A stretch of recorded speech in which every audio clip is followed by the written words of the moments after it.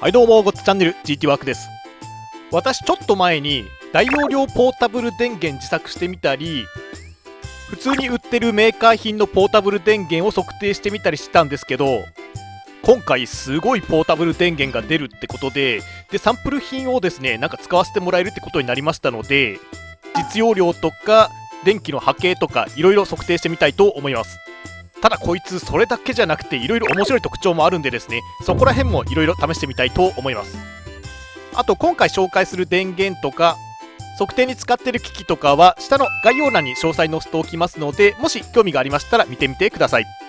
なんか事前情報を見るとすごいこと書いてますけど、本当にこんな性能出るのかな。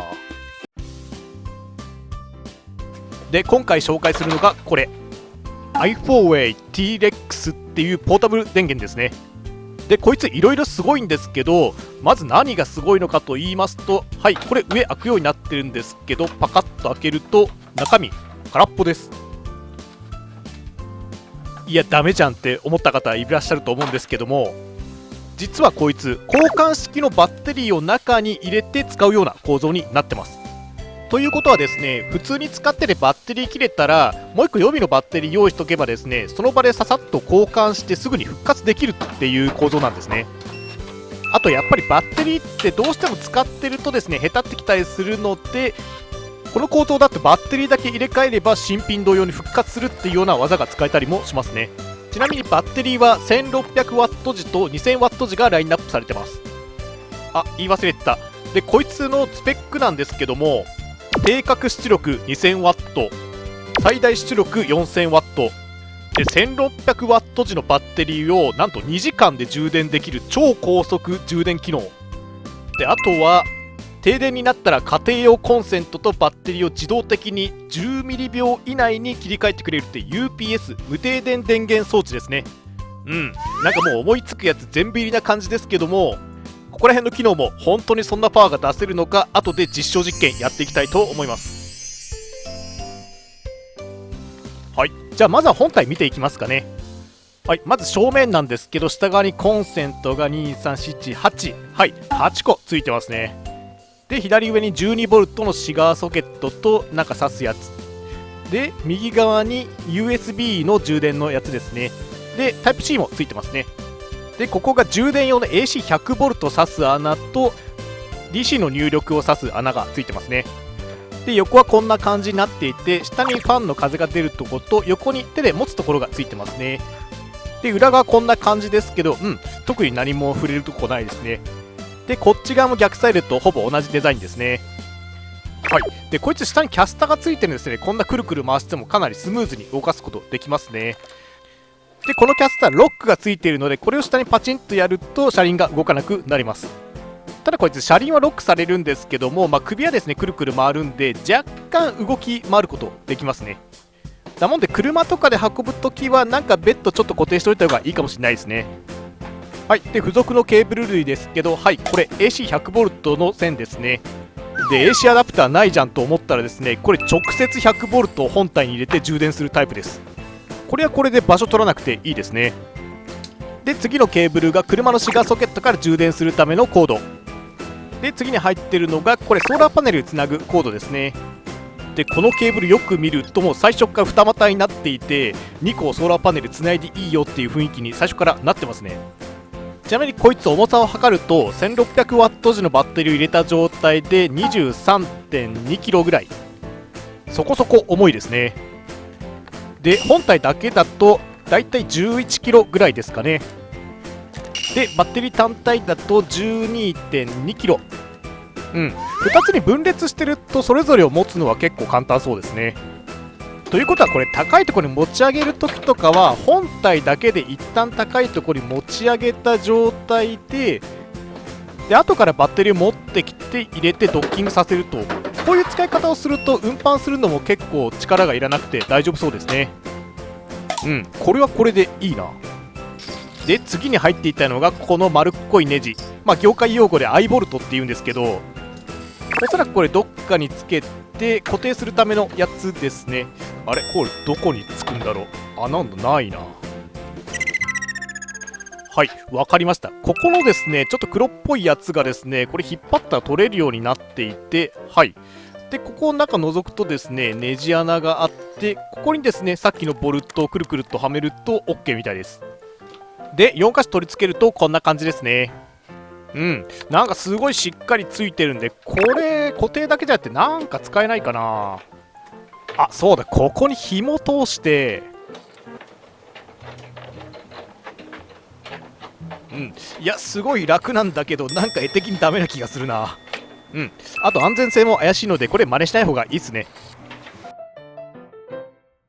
はい、じゃあまずは何はともあれ、ちょっと使ってみますかね。手始めにこの USB ゾーンから。とりあえず4個刺さるとこがあるんで、4箇所全部刺してみます。はい。で、つなぐ機器なんですけど、まずはスマホですね。カチッとつないで、次はタブレットですね。これもじゃあカチッとつないで、はい、ここに立てておくと。はい、次もタブレットですね。これもここに充電ケーブルを挿してと。はい。で、次もタブレットですね。はい。じゃあこれもですね、ちょっとケーブル挿して、はい、スマホ1個とタブレット3個。これをですね、同時にちょっと充電してみたいと思います。はい、主電源を入れて、USB の電源入れると、ポチッとな。はい。ついた。あ、全部つきましたね。で、この時の消費電力なんですけど、はい、44、まあ、だいたい45ワットくらいですかね。この程度の電力、まだまだ余裕ですよね。で、次はこれ、私が一番よく使う 12V の冷蔵庫ですね。はい、これもシガーソケットに挿して電源ボタンピッと押すと、あ、つきましたね。ちなみに消費電力は 70W まで今上がってますね。はい、次に電気毛布ですね。これも同時につないでみたいと思います。はい、このタコ足のやつにガチャッと挿して、これで電源ついたかな。はい、あ、もう光ってますね。はい、これで電源オンになってます。で、消費電力どうなったかと言いますと、はい、91W まで上がってますね。まだまだ余裕そうですね。じゃあそろそろメインの AC100V ゾーンいきますかね。はい、最初に使うのはこれ。ポータブルスポットクーラーの感激くんですね。実はこいつ後ろからはあったかい風が出るんで、冬場は私暖房の代わりに使ってたりします。はい、じゃあこのごっついコンセントを挿して 100V の電源をオンにしますと。で、感激くん本体の電源もピッとオンにすると、動き出しましたね。はい、ちゃんと冷たい風も出てきてますし、コンプレッサーも動いてるみたいですね。で、この時の消費電力はと言いますと、はい、205W。あ、結構増えましたね。はい、次はコンパクトなカーボンヒーターですね。これ 200W と 400W に切り替えて運転できるようになってます。じゃあまずは 200W から試してみますかね。ポチッとな。はい、442W になりましたね。じゃあせっかくなんで今度は 400W にしてみて、はい。消費電力は、はい、678W。だいぶ増えてきましたね。はい、じゃあ次はもっと電力使うやつ、瞬間湯沸かしポットですね。これ定格 1000W ぐらいあるんで結構効くと思いますね。はい、じゃあ電源入れます。カチッと。はい。ちゃんと動いてるみたいですね。で、この時の消費電力はと言いますと、1720W ぐらい。定格 2000W なので、まだ使えるって感じですかね。じゃあお湯が沸くまでちょっとちゃんと動くか試してみますかね。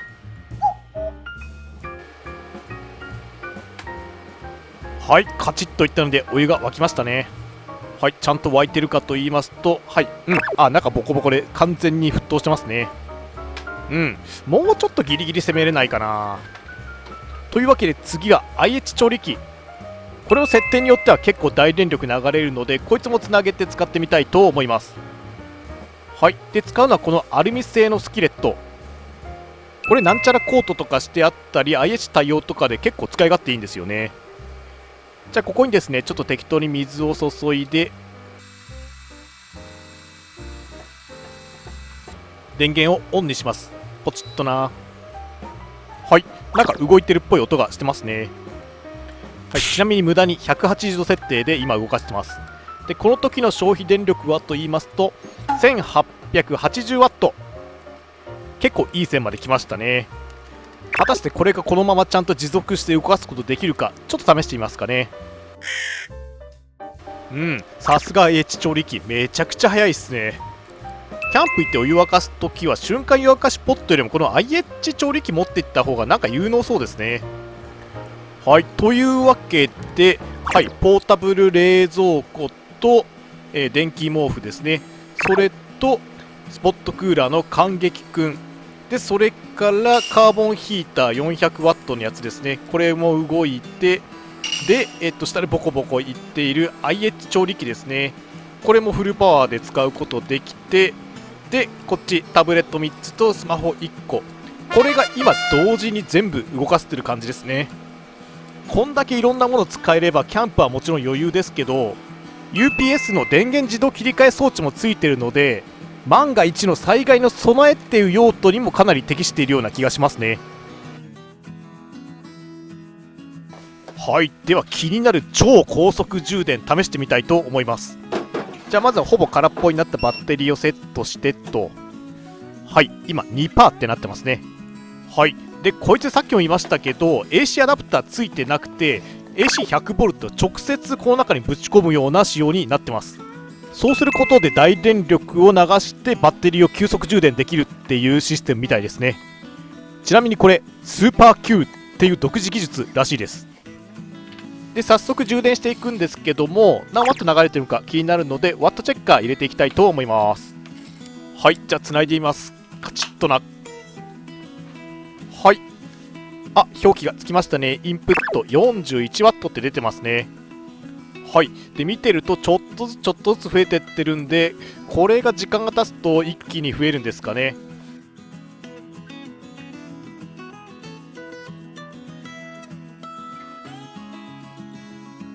はい、というわけで 1184W、もはやドライヤー並みの電力で充電してますね。はい、でワットチェッカーの方もおよそ似たような数字が流れてますかね。じゃあこのままですね、時間を置いて見てみたいと思います。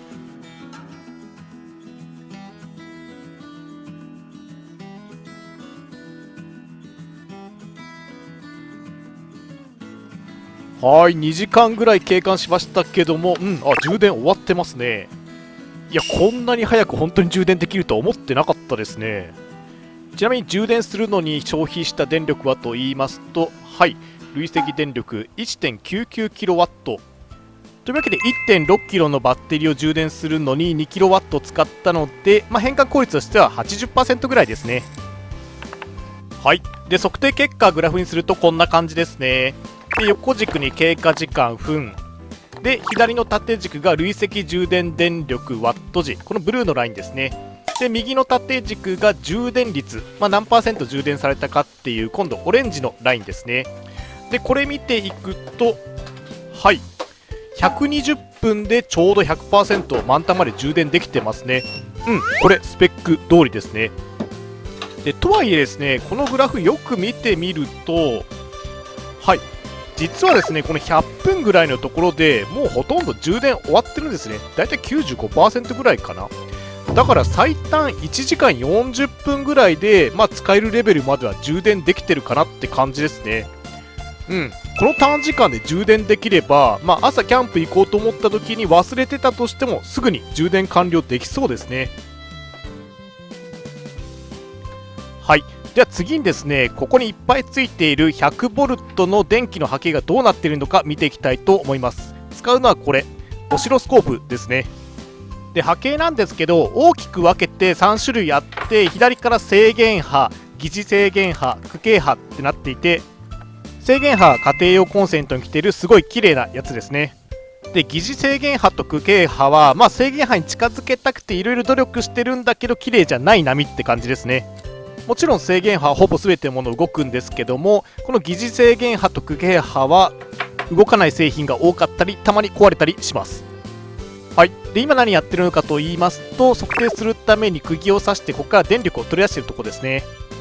はい、じゃあ準備が整ったので電源入れていますかね。はい、さあどんな波形が出るのか。はい、綺麗な制限波出てますね。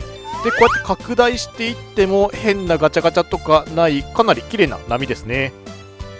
でこれ周波数がいくつで動いてるのかと言いますと、下の方50って出てますね。というわけでこれ 50Hz の波が出てるって感じですね。はい、ちなみにこいつ出力の周波数切り替えることできます。でその切り替え方がすごい面白くて、はい、ここにですね 60Hz の電源があります。下60って書いてますね。で次に本体の充電コンセントをですねこの 60Hz の電源に挿します。これだけで自動的にですね周波数が切り替わるらしいんですね。はい、とはいえうんともすんとも言わないので、ちょっと本当に切り替わってるのか測定してみますかね。はい、さっきと同じようにオシロスコープを接続して見てみますと、はい、下の数字ですけど、ちゃんと 60Hz に変わってますね。で今回うちのコンセント 50Hz しかなかったので 60Hz の電源につなぎましたけども、 60Hz が家庭用コンセントに来てる人はそこにつなげばですね自動的に切り替わるような仕組みになってます。勝手に切り替わってくるの楽ちんですね。はい、次に UPS の検証をやってみたいと思います。で UPS どんなものかと言いますと、通常時は家庭用コンセントから来た電力をそのままここから出力するようなことになっていて、で停電なんかが起こると10ミリ秒以下の速度で内部電源に切り替えて繋いでいる機器に全く気づかせないっていう仕組みですね。で世の中充電しながら使える機器ってあるんですけども、これみたいに切り替え機能がないやつだとバッテリーがどんどんへたっていっちゃうんですね。というわけで本当に瞬時に切り替わるのかっていうのをちょっとですね電気つないでこれが一瞬消えないかちょっと見てみたいと思います。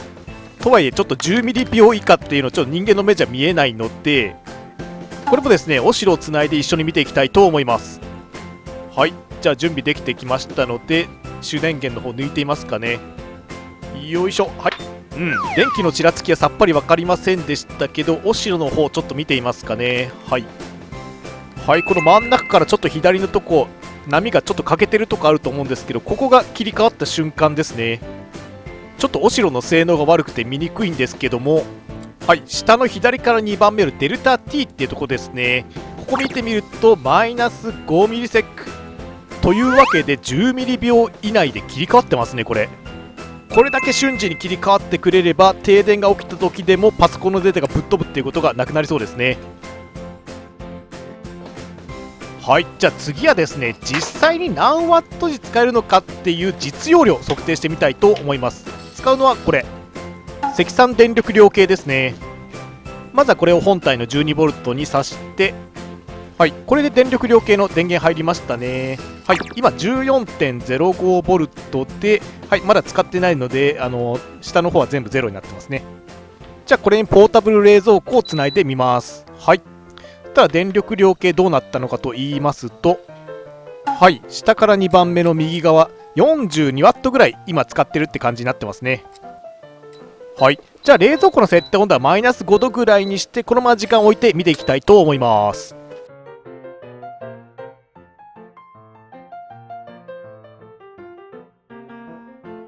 はい、冷蔵庫ついたり消えたりが鬱陶しいのとなかなか電気使ってくれないんでですね、開けっぱなしにして扇風機も入れて、かつ設定温度マイナス20度までしておきます。まだ 2% しか減ってねえんだな。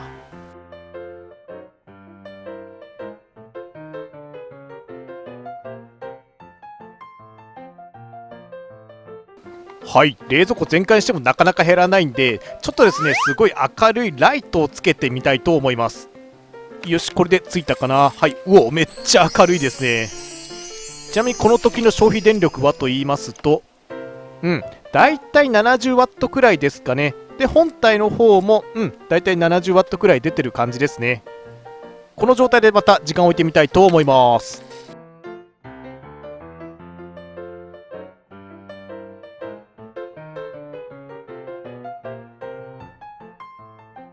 はい、というわけで完全に徹しましたね。じゃあ最終的に何ワット時使えたのかと言いますと、はい、一番左下の青い数字ですね。1451ワット時使えてますね。お、この時点でもまだ 14V あるんですね。あれ、これバッテリー容量1600ワット時なのにちょっと足りないじゃんって思った方いらっしゃるかと思うんですけども、バッテリーが完全に放電してしまうとすぐダメになっちゃうので、ちょっと手前で止める安全装置がついてます。で今回 1600W 時の容量に対して 1451W 時使えたので、単純計算すると約 90% のところで安全装置が働いたっていう感じになってますね。たまに半分も使えないとかいう製品もあるので、こんだけ使えれば全然大丈夫ですね。はい、次は 100V の製品だと何ワットに使えるのか測定してみたいと思います。で何を使うかなんですけども、消費電力が多い家電といったらもうエアコンですよね。あとはそもそも家庭用のやつがちゃんと動くのかっていう問題もありますけど、ちょっとつけていますかね。はい。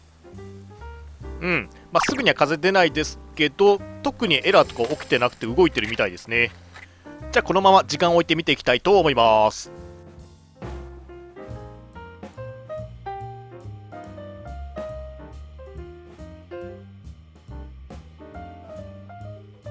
はい、2時間ぐらい経過しましたけど、まだ 80% ぐらい残ってますね。ちなみにこのエアコンちょっと古いんでですね、ついたり消えたりで温度調整するタイプのやつです。でちょっとこのままだと実験終わりそうにないので、設定温度を上げて消費電力アップしてみたいと思います。で今25度設定なので、ちょっと上げれるだけ上げて、はい、これ30度がマックスですね。ちなみに今外の気温10度くらいなので、外気温プラス20度のパワーでエアコン運転してるっていうことになりますね。はい、じゃあこのままもう少し時間を置いて見ていきたいと思います。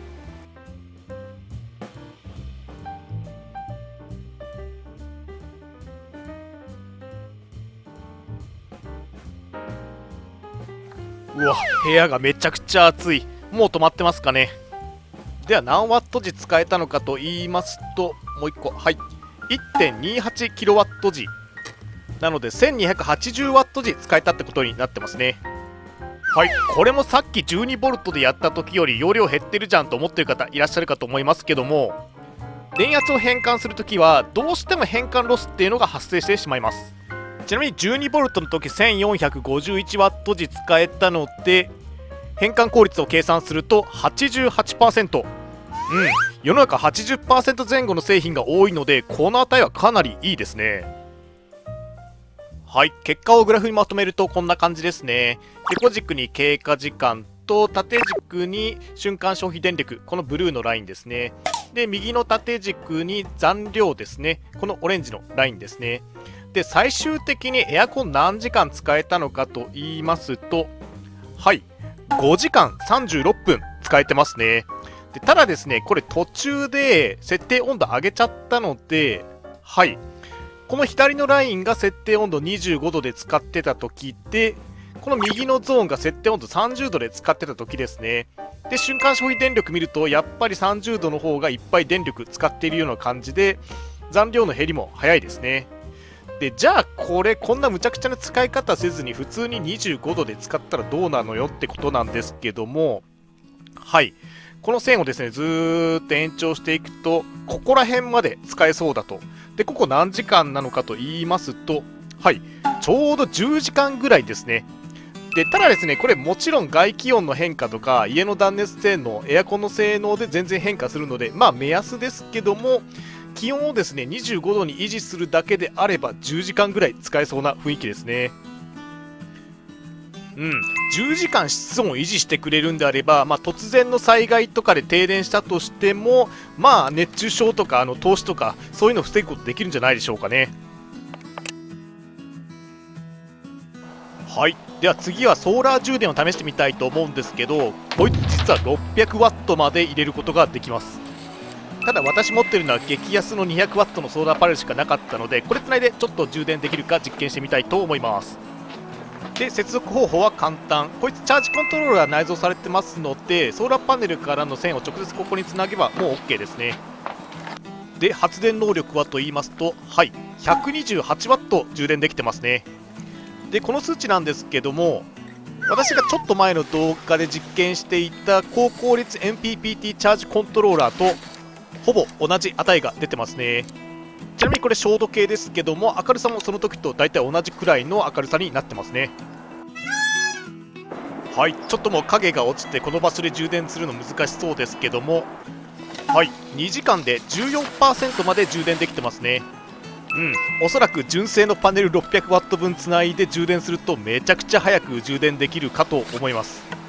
ちなみにオプションの充電器使うとこうやってバッテリー単体でも充電できるみたいです。でこれキャスターついてて移動すごい楽なんですけども、ちょっと弱点があります。そう、こんな風に芝生ゾーンに入っちゃうとすっごい重くなっちゃうんですよね。でこれを見越してかどうかわかんないですけど、オプション品でこんなやつがラインナップされてます。はい、これ何かと言いますとキャリーカートですね。ちなみにこれ耐荷重 80kg まで OK なので、このバッテリーでも全然余裕ですね。じゃあちょっと乗せてみますかね。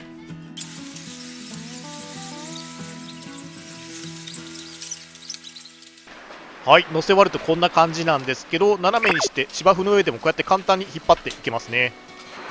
ちなみにこいつ車輪が4つついてますので、こうやって倒してですね、平行の状態でも押していくことできるんで、非常に取り回しが楽ちんですね。はい、というわけでいろいろ徹底的に調べてみてたんですけども、これアウトドアだけで遊ぶのはちょっともったいない感じがしますね。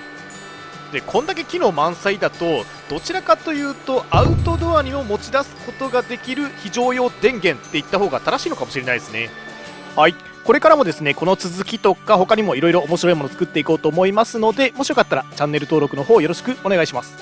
あといいねボタン、これだけがね動画を作る上で唯一の心支えになりますので、ぜひよろしくお願いします。あとインスタツイッターもやってますので、もしよかったらそちらの方も覗いてみてください。それではゴッツチャンネル GT ワークでした。